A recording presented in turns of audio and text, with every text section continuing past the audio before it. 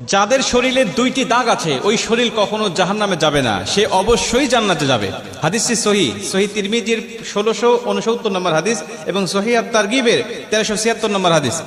হযরত আবু উমামা রাদিয়াল্লাহু তাআলা আনহু হাদিসটা বর্ণনা করেছেন। রাসূল সাল্লাল্লাহু আলাইহি ওয়াসাল্লাম বলেন, যাদের শরীরে দুইটা দাগ আছে এবং যাদের শরীর থেকে 2 ফোঁটা তরল পদার্থ নির্গত হয় ওই শরীর কখনো জাহান্নামে যাবে না, সে অবশ্যই জান্নাতে যাবে এবং আল্লাহ পাকের কাছে এই শরীরটা সবচেয়ে প্রিয় শরীর। রাসূল সাল্লাল্লাহু আলাইহি ওয়াসাল্লাম বলেন, 1 নম্বর দাগ হলো যে ব্যক্তি জিহাদের ময়দানে আল্লাহকে খুশি করার জন্য, আল্লাহর দ্বীন কায়েম করার জন্য অথবা আল্লাহর সন্তুষ্টির জন্য যে ব্যক্তি বাতিলের মোকাবেলা করতে গিয়ে শত্রু পক্ষের আঘাতে তার শরীরে ছোট্ট একটা দাগও যদি বসে যায়, এই দাগটা কিয়ামতের ময়দানে সুপারিশ করে বা এই দাগটা থাকার কারণে কিয়ামতের ময়দানে আল্লাহ পাক তাকে জান্নাতে দিয়ে দিবে। নবীজি সাল্লাল্লাহু আলাইহি ওয়াসাল্লাম বলেন, 2 নম্বরে ফরজ ইবাদত সমূহের কোন একটি দাগ যদি তার শরীরে দেখা যায়, যেমন নামাজ পড়তে পড়তে সেজদা দিতে দিতে কপালে